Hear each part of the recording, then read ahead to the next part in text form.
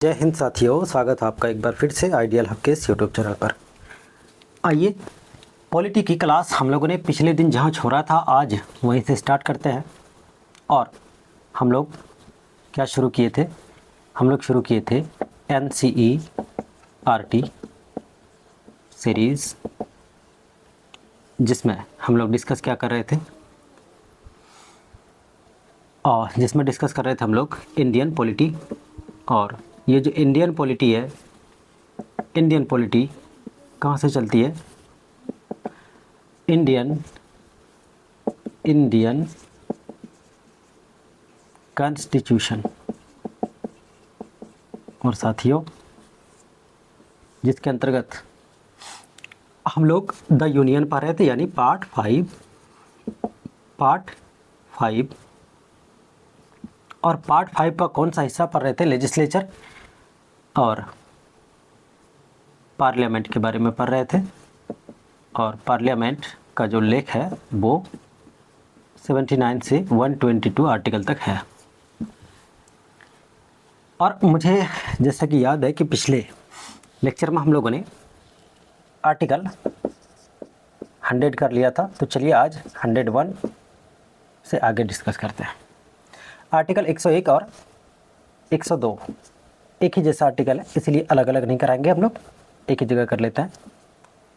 ये क्या है, मैं एक ही भाषा में लिखूंगा साथियों, क्योंकि वक्त बहुत ज़्यादा ख़राब होता है, मैंने भी देखा है। और दूसरी बात कि इनका जो इंग्लिश नोट्स जिसको चाहिए वो टेलीग्राम चैनल को ज्वाइन कर ले, और उसमें आपको इंग्लिश के भी मतलब बाइलिंगुअल नोट्स मिल जाएगा। तो आर्टिकल 101 और 102 जो संबंधित है वो क्या है? संसद के सदस्यों की अयोग्यता, योग्यता नहीं, योग्यता तो कहाँ है बताइए? 84 में है। यहाँ 101 और 102 पढ़ रहे हैं, अयोग्यता की बात कर रहे हैं। किसकी? संसद के सदस्यों की। और संसद के सदस्य में दोनों प्रकार के सदस्यों की बात होंगी, चाहे वो लोकसभा के लोग हों चाहे वो राज्यसभा के, दोनों ही प्रकार के संसद की इन एलिजिबिलिटीज़ की बात हो रही है। तो चलिए हम लोग देखते हैं। पहला क्या है कि अगर कोई व्यक्ति भारत का नागरिक ना हो तो वह क्या माना जाएगा? अयोग्य माना जाएगा। ये कैसी बात है? मैंने जब योग्यता पढ़ाया था आपको तो क्या बताया था कि वही व्यक्ति चाहे तो लोकसभा का या फिर राज्यसभा का सदस्य हो सकता है जो भारत के नागरिक हो। तो फिर यहाँ पे जो मैं लिखा हूँ कि वह भारत का नागरिक ना हो, ये कैसी बात है? देखिए, कुछ कुछ नमूने अपने देश में होते हैं जो बेवजह परेशान करने आ जाते हैं, और हमारी गलती ये होती है कि हम लोग पढ़े लिखों को ना चुन करके अनपढ़ों को चुनते हैं। कोई मान लेते, कोई एक बेचारा पढ़ा लिखा था, शिक्षित नहीं था, वो इलेक्शन में जीत दर्ज करे और बन गए MP। बताइए, MP बन जाते हैं। MP बनने के बाद उसको लगा कि अब मेरे तरह तो कोई है ही नहीं। वो चले गए अमेरिका, और अमेरिका में जाकर के क्या किया? नागरिकता ग्रहण कर लिया अमेरिका की। पहले से रह रहा था, आया था इलेक्शन लड़ने, भारत का नागरिक था, पैसा वाला था, पैसा खर्च किया, बना। लेकिन जैसे ही वो MP बना तो वो चला गया और जा कर के नागरिकता ग्रहण कर लिया। उस नालायक को ये भी मालूम नहीं है कि नागरिकता किस वजह से रद्द हो सकती है, भारतीय नागरिकता किस वजह से जा सकती है। तो अब ज़रा सोचे आप कि जब वो किसी और देश का नागरिक बन गया तो क्या वह भारत का नागरिक रहेगा? नहीं रह सकता है। तो इसका मतलब क्या हुआ कि भारत का नागरिक ना होने का मतलब ये हुआ कि उन्होंने किसी अन्य देश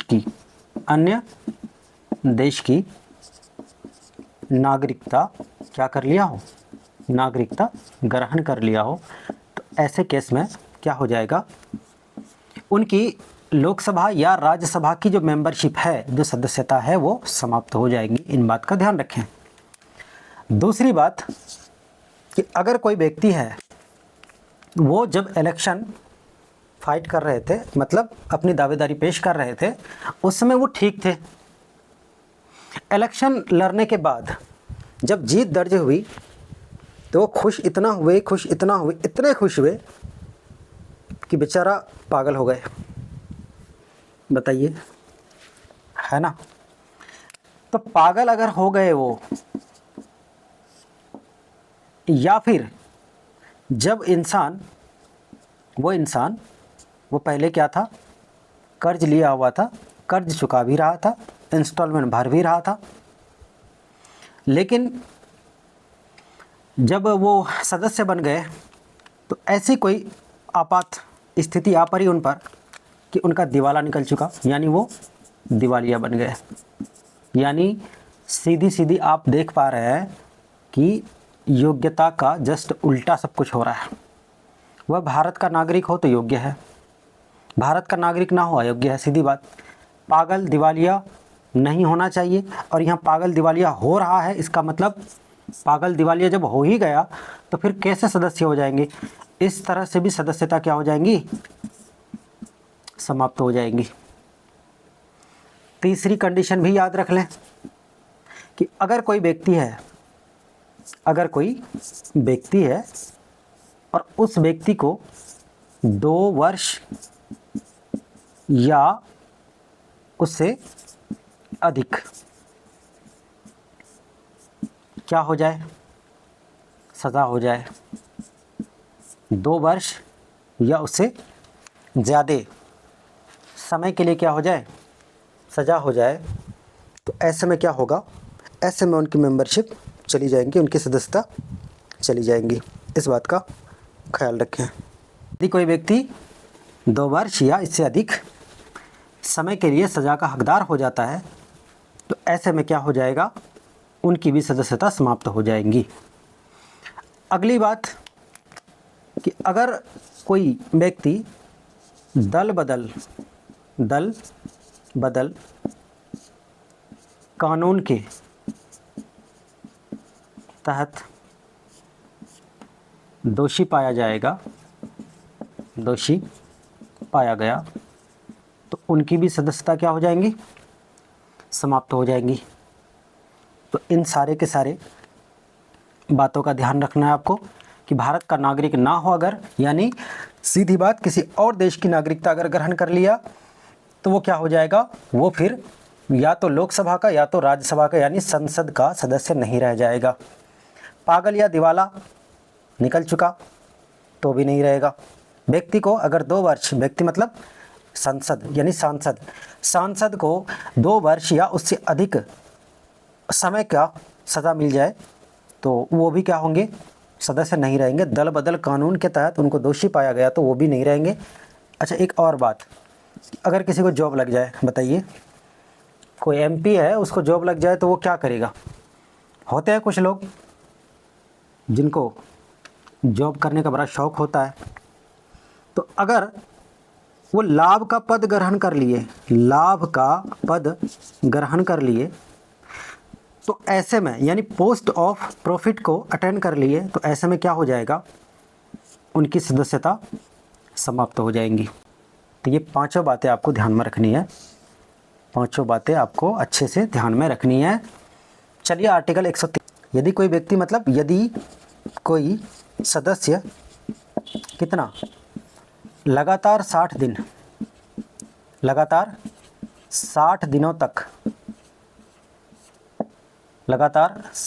तक कहाँ 60 दिन बोले तो 2 महीना सदन में उपस्थित नहीं होता है तो ऐसे व्यक्ति को क्या किया जाएगा? ऐसे व्यक्ति को अयोग्य माना जाएगा। ध्यान रखें, संसद और कोई व्यक्ति अगर सदन में लगातार 60 दिनों तक अनुपस्थित हो, भाई स्कूलों में अगर कोई बच्चा लगातार 1 सप्ताह ना जाए तो उनका नाम स्कूल के रजिस्टर से हटा दिया जाता है, लेकिन यहाँ देखिए 60 दिन तक का समय दिया जा रहा है। जाके कुछ करना भी नहीं होता इन लोगों को। माननीय लोग हैं, ये सम्माननीय लोग हैं, फिर भी 60 दिन। अगर कोई 60 दिन तक लगातार नहीं जाते हैं तो ऐसे में उनको अयोग्य ठहराया जाएगा। और इसका अगला ही आर्टिकल 104 ये कहता है कि अगर कोई अयोग्य व्यक्ति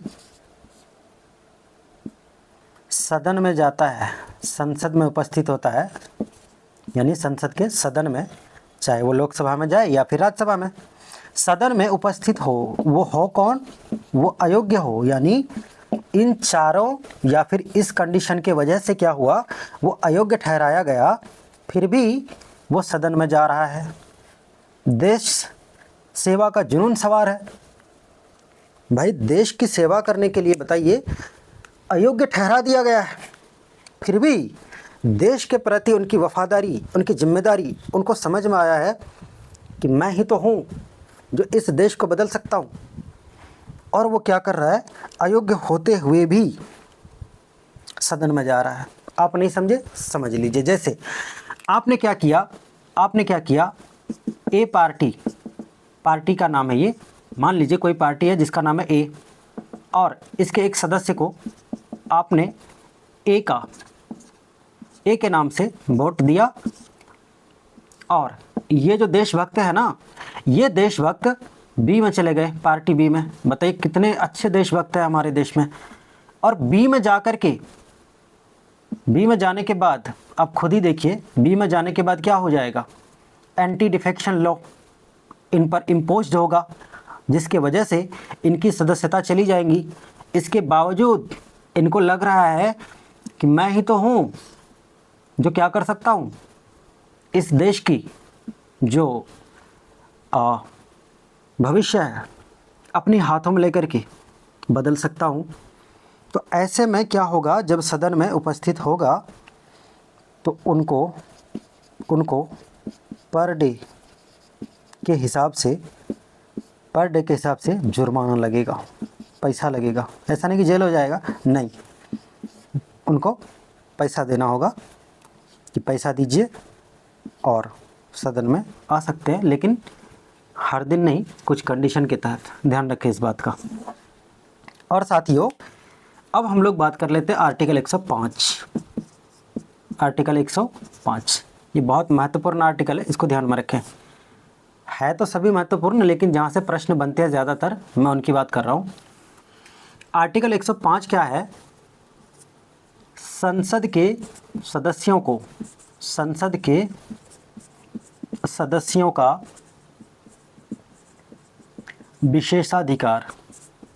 विशेषाधिकार यानी पार्लियामेंट्री प्रिविलेज प्राप्त होता है। अच्छा, जो संसद के सदस्य हैं इनको किस तरह के विशेषाधिकार प्राप्त हैं, तो इनको दो तरह के विशेषाधिकार प्राप्त होते हैं। एक तो क्या होते हैं, एक तो होते हैं व्यक्तिगत यानी अकेले व्यक्तिगत यानी इंडिविजुअल, और फिर क्या होते हैं कलेक्टिव यानी सामूहिक रूप से। और फिर क्या होते हैं, कुछ अधिकार ऐसे होते हैं जो पूरे ग्रुप को प्राप्त होते हैं, और कुछ अधिकार ऐसे होते हैं जो सामूहिक रूप से प्राप्त होते हैं। पहले हम लोग व्यक्तिगत अधिकार को देखते हैं। व्यक्तिगत अधिकार में एक तो पहली बात कि कोई भी संसद का सदस्य वाक के लिए स्वतंत्र है। इसका मतलब वाक की स्वतंत्रता, यानी सदन में जाएंगे वो